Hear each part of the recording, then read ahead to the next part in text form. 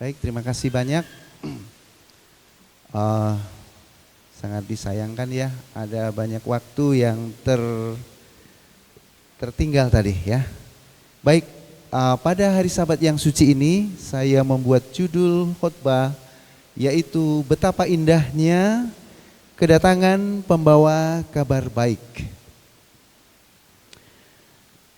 Saudara-saudara sekalian yang terkasih dalam Tuhan, dikatakan dalam ayat inti tadi, betapa indahnya kelihatan dari puncak bukit-bukit kedatangan pembawa berita yang mengabarkan berita damai dan memberitakan kabar baik, yang mengabarkan berita selamat dan berkata kepada Sion, Allahmu itu Raja.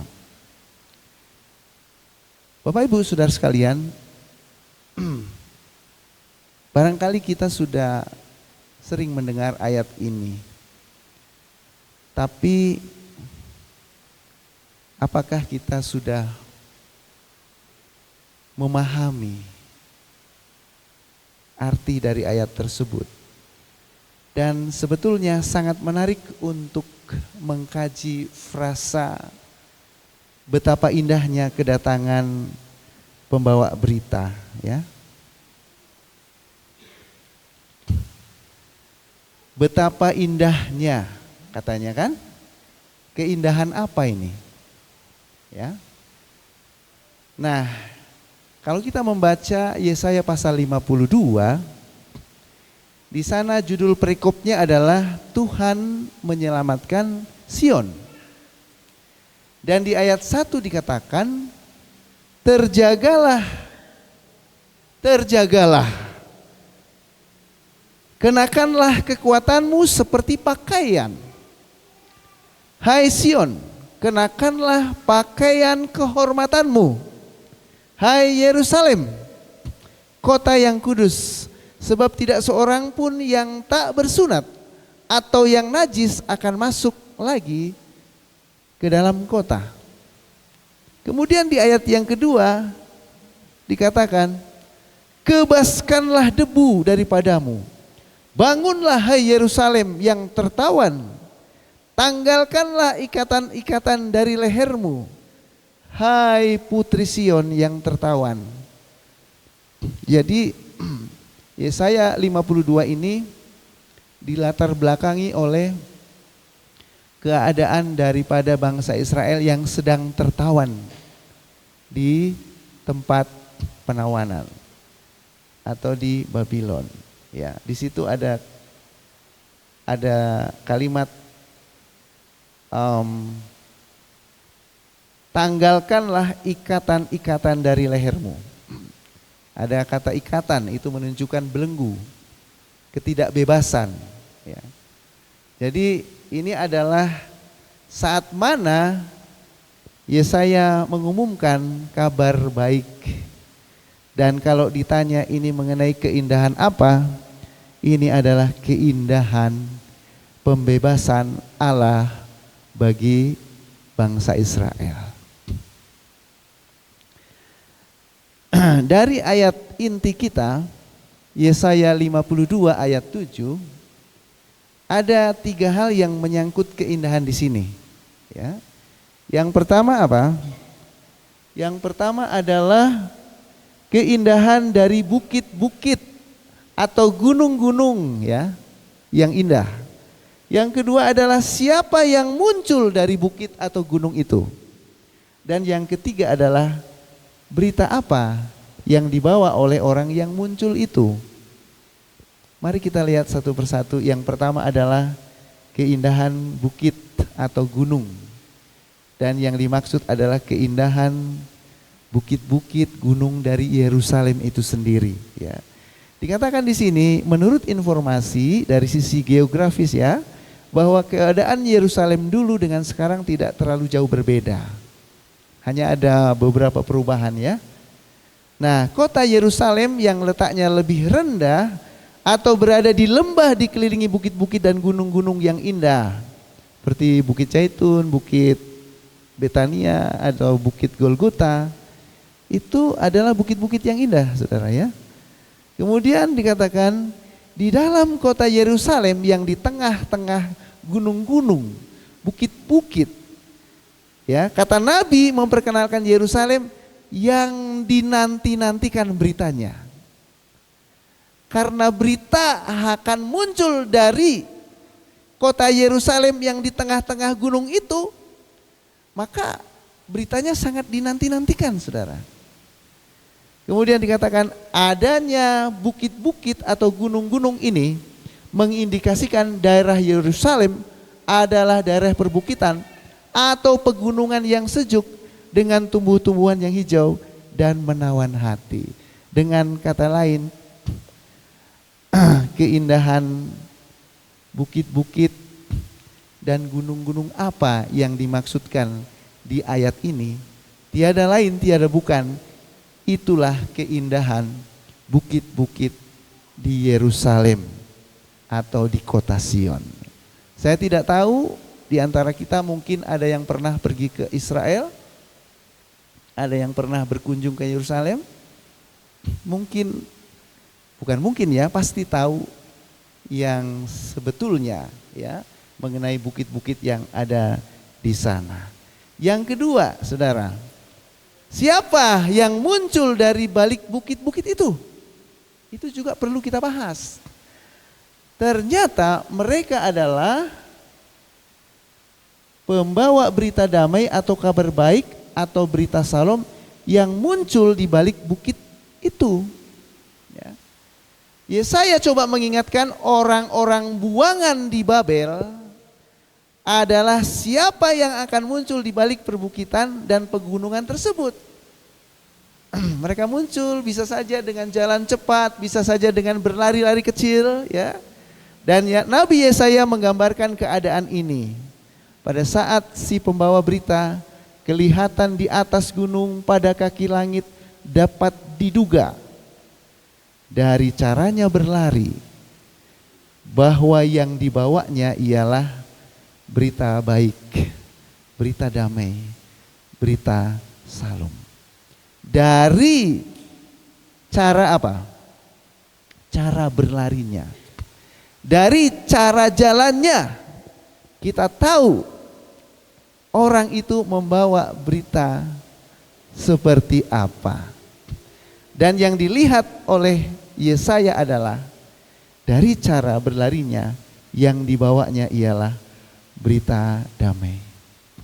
Itu sebabnya dikatakan di ayat 7, ayat inti kita, betapa indahnya kelihatan dari puncak-puncak bukit kedatangan para pembawa berita ini, saudara. Ya.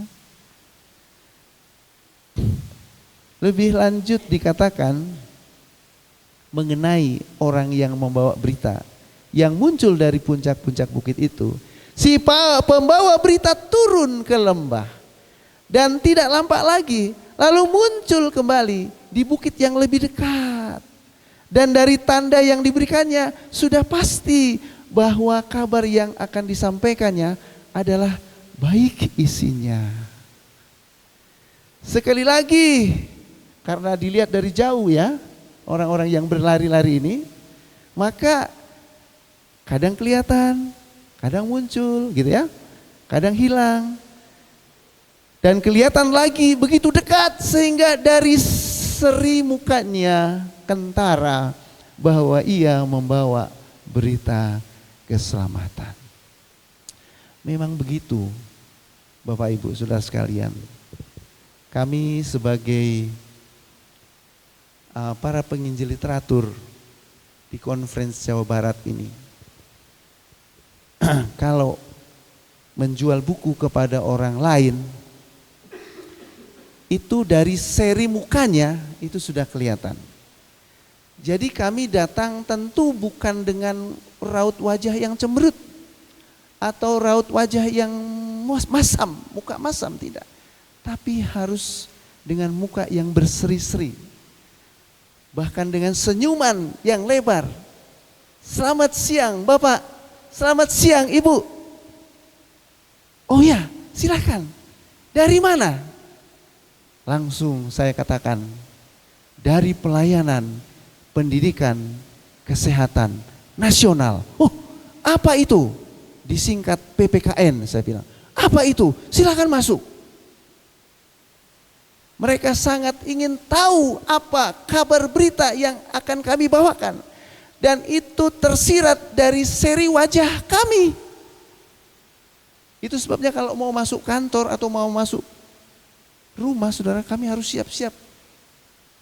Wajah ini untuk apa? Untuk senyum lebar, saudara. Selamat siang Bapak, selamat siang Ibu. Coba bayangkan kalau kami masuk ke kantor-kantor dengan wajah yang muram. Tentu akan sangat beda image-nya.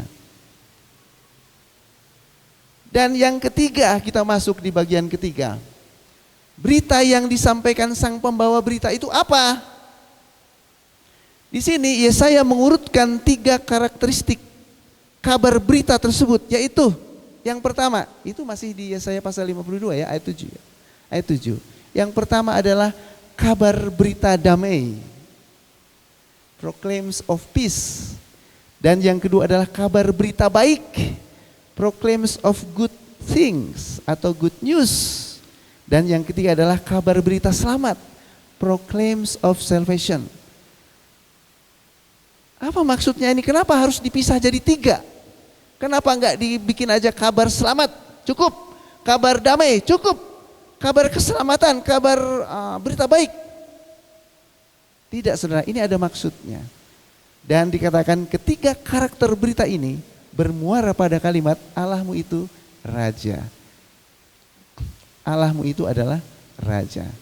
Karena apa? Karena bangsa Israel berada di bawah pemerintahan Raja. Dan pada waktu itu yang menawan mereka adalah Raja dari Babylon. Allahmu itu Raja, yaitu Raja yang perkasa. Allah itu sendiri yang harus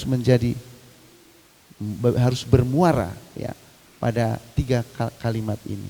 Kita lihat satu-satu, saudara. Kabar berita damai, apa maksudnya? Yesaya mengarahkan pada hal yang sangat substansial, yaitu Allah yang murka atas ketidaktaatan dan dosa-dosa Israel yang telah mendatangkan hukuman baginya melalui pembuangan atau penawanan. Ya, ini sama dengan pelajaran sekolah sahabat tadi ya, pendamaian dan harapan. Ya. Tetapi sekarang Allah telah menyesal dan segera memulihkan keadaan mereka kembali, bahwa Allah sedang memperdamaikan dirinya dengan Israel. Itu kabar yang dibawa oleh pembawa berita. Saya membawa berita damai ini. Allah mau memperdamaikan kita. Kita memang bersalah, kita berdosa, telah melawan Allah. Akibatnya kita dibuang, akibatnya kita ditawan. Sekarang Allah mengampuni dosa-dosa kita dan kita akan dikembalikan ke dalam hubungan yang harmonis dengan Allah. Bukankah itu sebuah kabar yang indah, sebuah kabar yang luar biasa untuk orang-orang Israel yang berada di Yerusalem pada waktu itu? Allah mau berdamai dengan orang Israel dan menerimanya kembali menjadi umat dan anak-anaknya. Allah mau menjadikan raja bagi mereka dan mereka menjadi rakyat yang dipimpinnya. Itu sebabnya kenapa Yesaya mengatakan betapa indahnya kelihatan dari puncak-puncak bukit kedatangan para pembawa berita.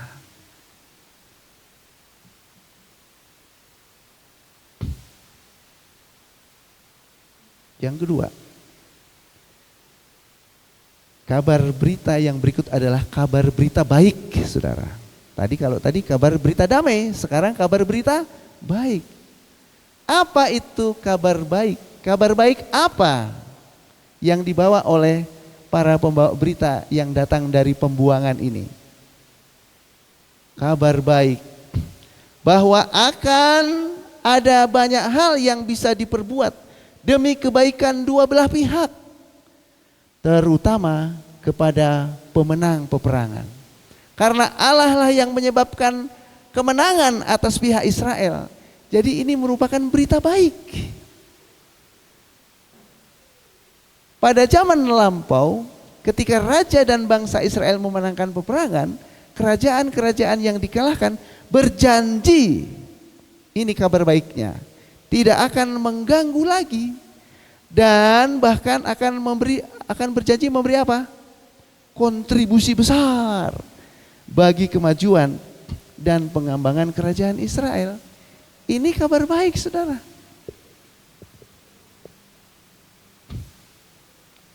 Kalau sekarang lagi musim MBG ya, Pak Buntaran.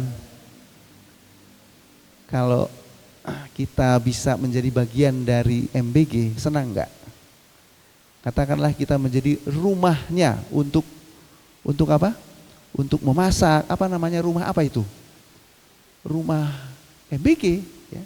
Rumah MBG. Senang enggak, saudara? Senang. Karena kita dapat uang.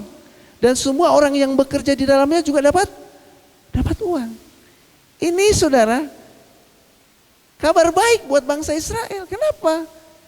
Karena si kerajaan yang dikalahkan ini akan memberi kontribusi besar bagi pengembangan kerajaan Israel. Apakah itu berupa dukungan upeti,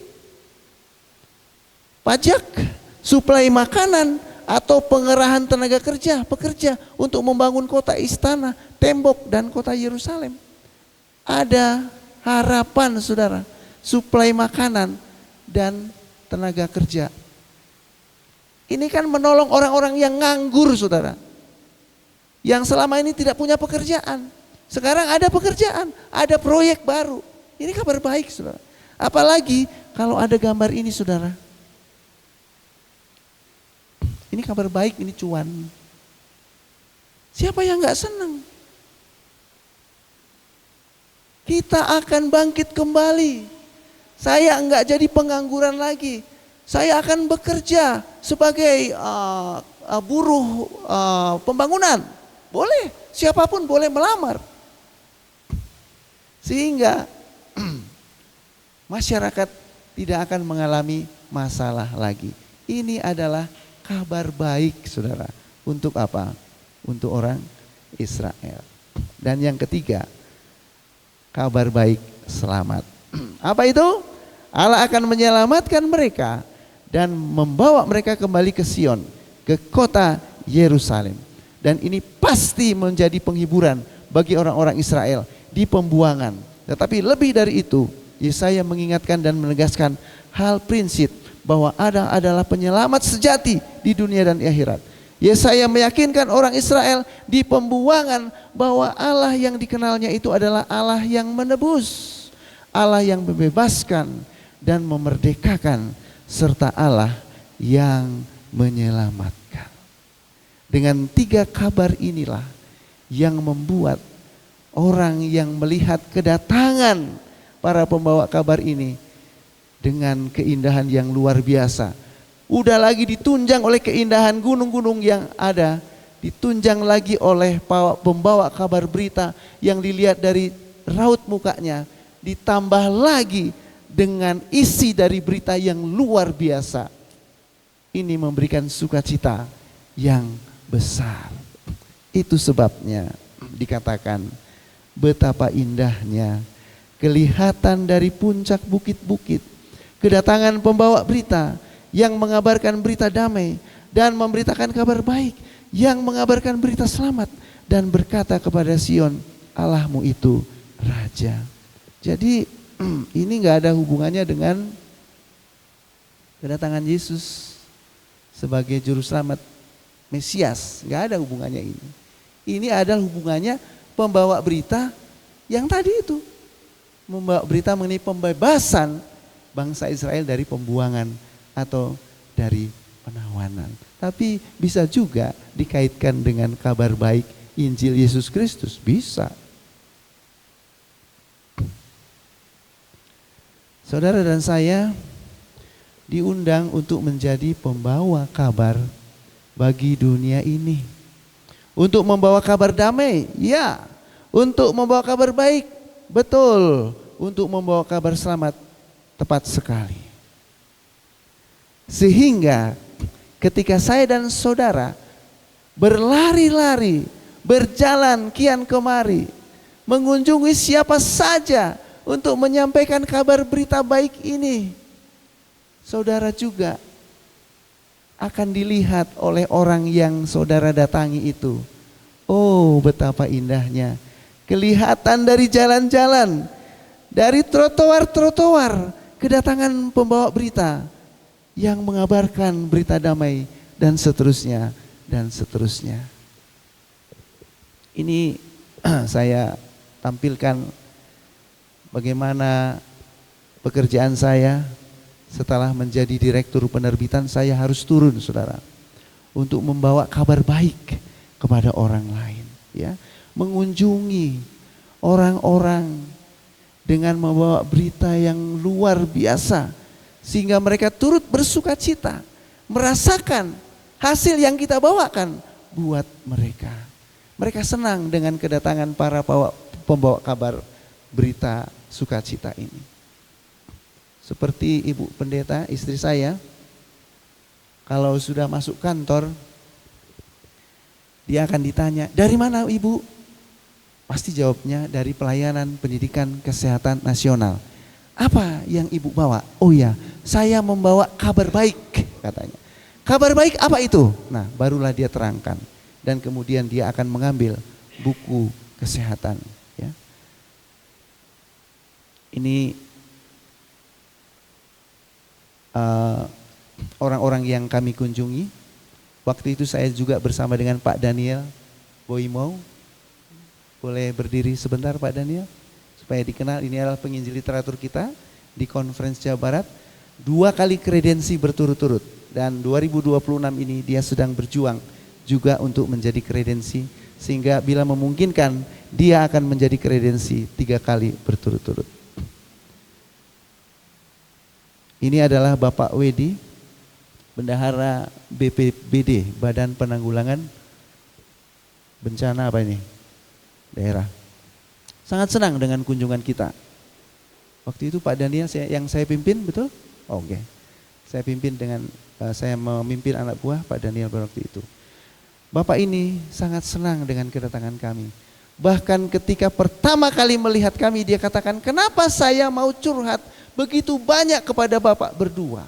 Karena saya melihat dari jauh kedatangan Bapak itu, saya sudah lihat.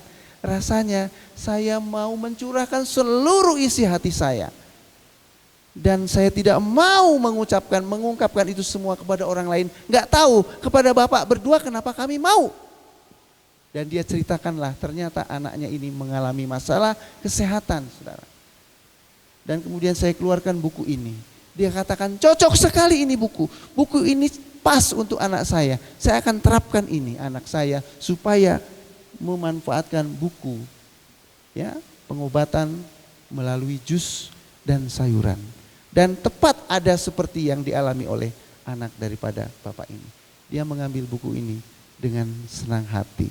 Oleh karena apa, saudara? Oleh karena senang dengan pelayanan kita.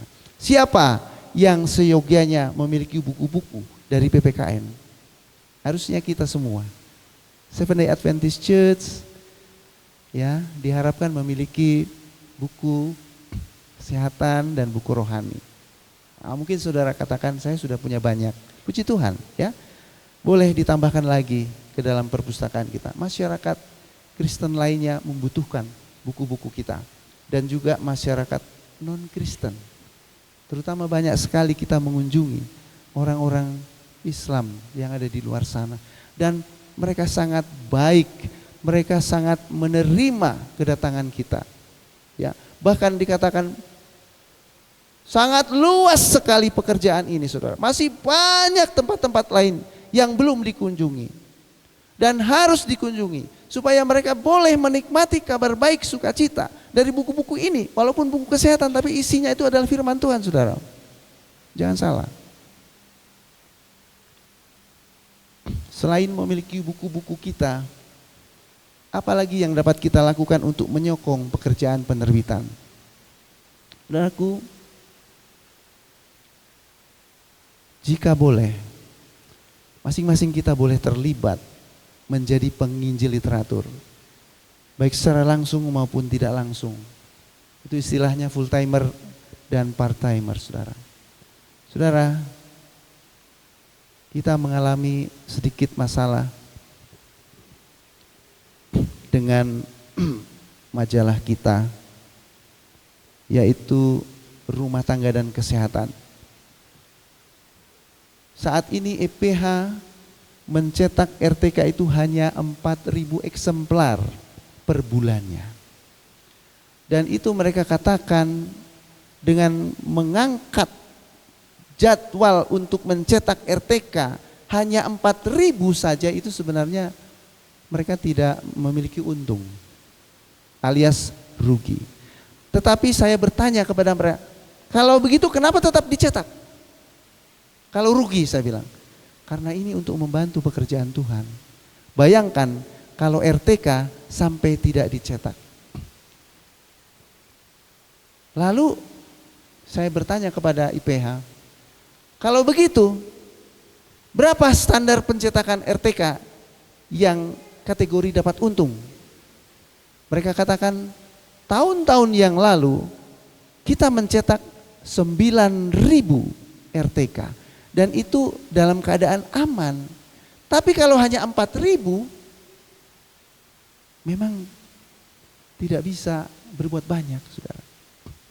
Itu sebabnya saya sangat merindukan agar pekerjaan Tuhan ini tetap jalan, saudara. Bagaimana RTK ini walaupun kecil, tapi di dalamnya berisi pekabaran-pekabaran firman Tuhan. Baik melalui kesehatan, melalui pendidikan, melalui rumah tangga, di sini dibahas semua. Dan sudah banyak sekali RTK, saudara, disampaikan ke halayak ramai, dan mereka sudah membacanya. Kita tidak tahu, saudara, bagaimana mereka membaca itu. Hanya Roh Kudus yang bisa bekerja untuk mereka. Kita tunggu saja bagaimana respon mereka terhadap pekabaran Tuhan ini. Saya sangat menghimbau, bila mana di antara kita bolehlah membantu pekerjaan Tuhan. Seandainya saya dan saudara tidak punya waktu, tidak punya kesempatan karena kesibukan dengan pekerjaan, boleh menjadi penginjil secara tidak langsung. Dengan cara apa?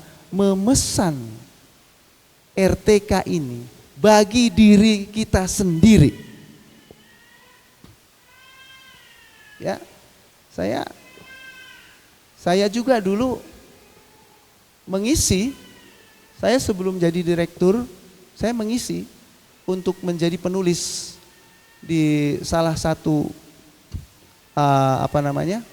artikel ini. Ya, baik kesehatan, baik rohani maupun pendidikan saya mengisi.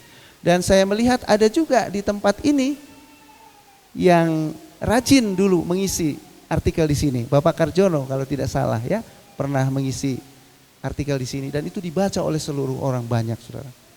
Ada juga Dr. Tumarere, saya pernah membaca itu dulu, tulisan beliau. Dan yang lain-lain. Dan saudara juga sekarang boleh memasukkan artikel untuk sumbangsih bagi pekerjaan Tuhan. Sehingga saudara, kalau misalkan jemaat Huaan, ya, satu jemaat memasang 100 RTK ya, untuk setiap anggota jemaat. Kemudian ketika saudara sudah membaca, merasa bermanfaat membaca, saudara mau bagikan kepada orang lain. Kepada orang-orang yang kita temui. Tidak seperti membagikan buku yang besar, yang berat, susah untuk dibaca. Tapi kalau artikel simple, ini tolong dibaca. Dia akan baca nanti, saudara. Maka dengan itu, saudara dan saya membantu pekerjaan Tuhan. Bukan hanya menyampaikan kabar baik, selamat kepada mereka, tapi juga membantu IPH supaya boleh tetap mencetak RTK yang saat ini notabene hanya 4.000 eksemplar. Ada bersama dengan saya Ibu Mesdiana Wiguno dan Bapak Daniel Boimau. Nanti boleh menghubungi ya Bapak-bapak sekalian untuk mendata siapa yang mau berpartisipasi di dalam memesan RTK untuk kemuliaan bagi nama Tuhan. Amin. Saya pikir nggak seberapa lah itu, ya, RTK dipesan tiap bulan untuk saudara, ya. Dan saya sudah sampaikan bahwa kalau saudara berlangganan RTK ini dikasih harga LE aja, ya, tidak perlu dengan untungnya, ya. Nanti disampaikan oleh penginjil literatur yang bersangkutan. Kita juga boleh menjadi terlibat menjadi penginjil literatur full timer, saudara. Dan ini adalah kabar baiknya, ya. Jika mencapai target tertentu, penginjil literatur akan memperoleh bonus 5-6%, mendapat bantuan sewa rumah, bantuan pendidikan, pensiun, mengikuti konvensi penginjil literatur nasional maupun internasional. Dan pertemuan-pertemuan lainnya seperti LMS. Saudara tidak bisa mengikuti terlibat menjadi penginjil literatur full time, bisa juga dengan bergabung dalam apa? Program Minggu Besar. Ini part timer. Dan itu disediakan hadiah bagi yang mencapai target. Ya, saya sangat mengharapkan nanti sekitar bulan depan, ya, ada program Minggu Besar. Nanti suratnya akan kami kirim, ya. Saya rindu mendengar dari jemaat Huaan ada yang bergabung untuk mengikuti program Minggu Besar. Jual buku selama 1 minggu, saudara. Dan nanti kita akan lihat berapa penjualannya. Jangan dilihat untungnya, tapi dilihat bagaimana saudara mau turun, mau terjun untuk melayani Tuhan dan melayani sesama manusia, ya. Kemudian ini kabar baik lagi bagi anak-anak sekolah, boleh bergabung dengan program student literatur evangelis di masa liburan panjang, dapat beasiswa bagi yang mencapai, saudara. Mereka itu nanti akan kita utus ke Sumatera, ke Kalimantan, ke NTT, ke Bali, dan juga ada yang ditempatkan di Jawa Barat. Jadi Bapak Ibu Saudara sekalian, pekerjaan penerbitan pelayanan pendidikan kesehatan nasional ini adalah sangat baik, saudara. Dan saya membawa kabar baik. Kalau saudara punya anggota jemaat yang masih menganggur, atau saudara punya jemaat yang baru, tidak punya pekerjaan, jangan ditolak, saudara. Terima menjadi anggota jemaat. Kapan lagi kita mau menginjil? Tidak punya pekerjaan, susah itu nanti. Jadi beban bagi jemaat. Jangan jadi beban. Kasih ke saya. Biar jadi apa? Penginjil literatur. Daftarkan. Tapi saudara harus menyokong. Jangan terus dilepas. Kita hanya memfasilitasi, kita melatih, kita mendidik, kita membimbing supaya mereka berhasil. Tapi harus didukung juga oleh jemaat. Kadang jemaat bingung kan kalau ada anggota jemaat yang baru. Apalagi kalau jemaat yang mau bergabung dengan kita ini nggak punya pekerjaan. Langsung kita prejudis. Padahal ada banyak hal yang bisa dilakukan. Termasuk dukung orang yang tidak bekerja ini supaya jadi penginjil literatur. Yang sukses. Sampai dapat pensiun, saudara. Perusahaan mana yang seperti penginjil literatur bisa sampai dapat pensiun, saudara? Padahal di dalamnya kita membawa pekabaran firman Tuhan. Jadi jangan ditolak orang yang mau bergabung dengan kita yang tidak punya pekerjaan. Justru mereka harus kita fasilitasi, kita berikan pekerjaan mereka seluas-luasnya, sebesar-besarnya melalui peluang pekerjaan Tuhan ini. Dan ini sesi yang terakhir dari khotbah saya. Bagaimana ketika kita tadi berbicara mengenai betapa indahnya kelihatan dari puncak-puncak bukit, kedatangan para pembawa berita keselamatan, berita baik, berita damai sejahtera. Saudara, buku-buku kita ini juga memiliki keindahan dan keistimewaan tersendiri, saudara.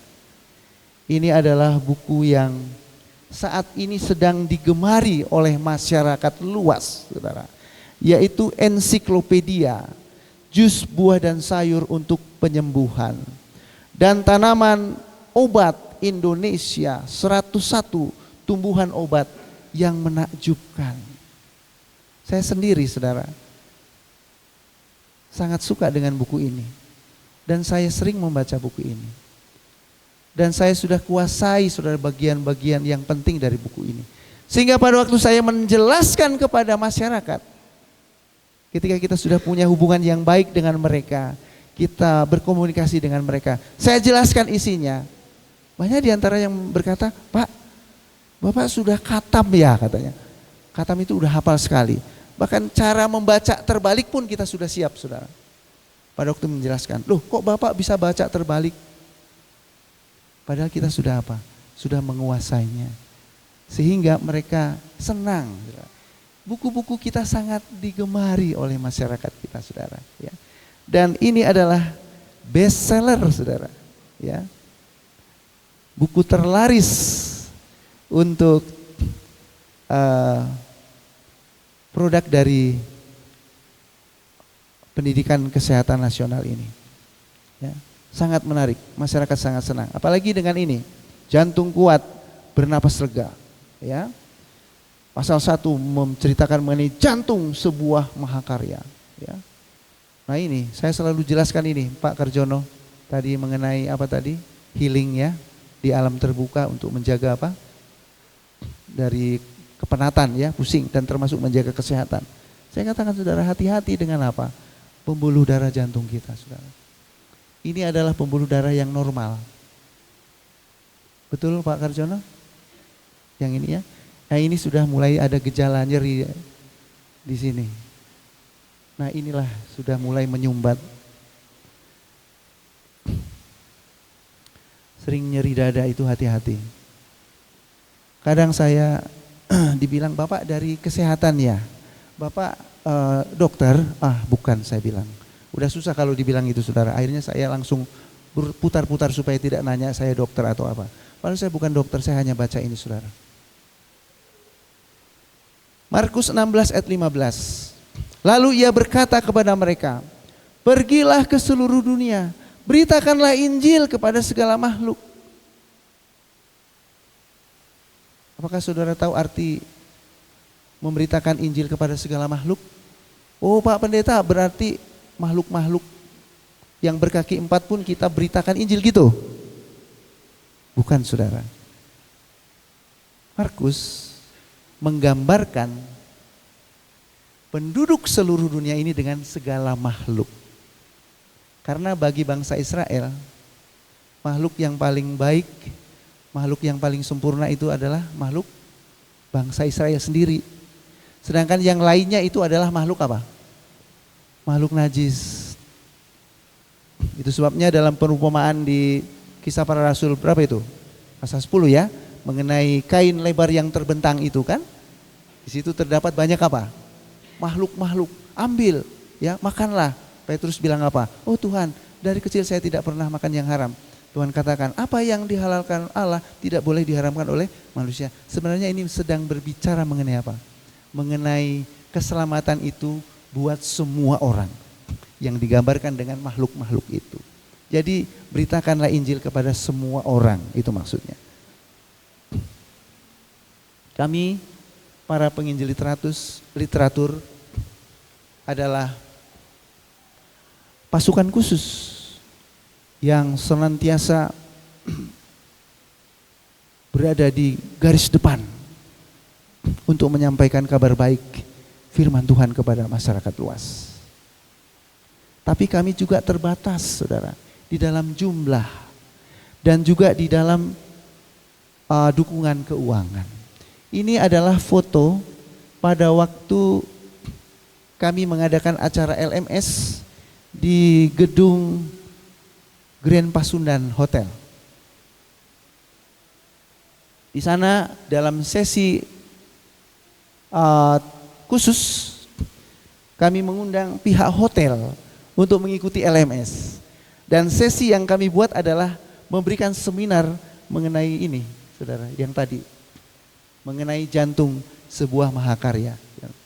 Saudara, para petugas hotel yang diutus oleh pihak hotel dengan seksama mengikuti seminar jantung kuat bernapas lega, dan mereka sangat senang dan sangat semangat saudara. Dan kemudian kita memberikan buku panduan kepada mereka untuk menjadi panduan bagi semua pengelola hotel untuk memiliki jantung kuat bernapas lega. Dan puji Tuhan saudara, banyak yang memegang buku kita dan mereka juga mengambilnya. Saudaraku sekalian, kalau penginjilan melalui penerbitan ini dibiarkan tanpa disokong oleh saudara-saudara sekalian, oleh semua umat Tuhan, maka apa yang akan terjadi selanjutnya? Saudara, saya pernah bertemu dengan seseorang yang sedikit agak memberikan hati yang kurang enak buat saya. Apa yang dikatakan seperti ini? Pendeta, pekerjaan penerbitan ini, dikatakan begitu, pekerjaan penerbitan ini 5 tahun ke depan akan berhenti. Loh, kenapa bisa begitu? Ya, akan berhenti kalau tidak disokong. Bayangkan saudara, penginjil literatur di Conference Jawa Barat pada waktu saya masuk itu hanya terdiri dari 17 orang.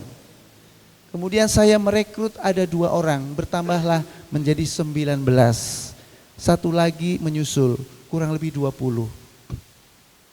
Hanya 20 penginjil literatur, baik yang ada di kota maupun yang di luar kota, saudara.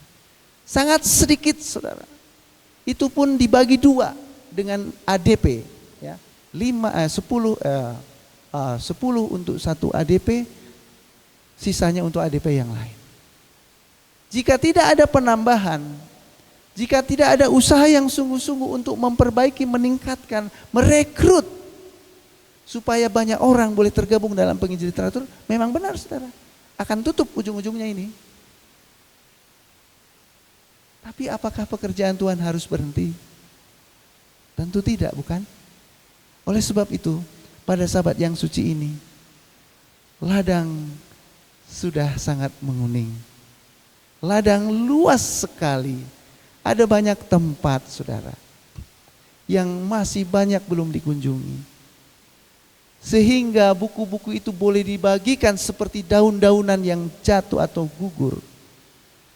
Nama Tuhan dimuliakan, pekerjaan Tuhan mendapatkan kemajuan.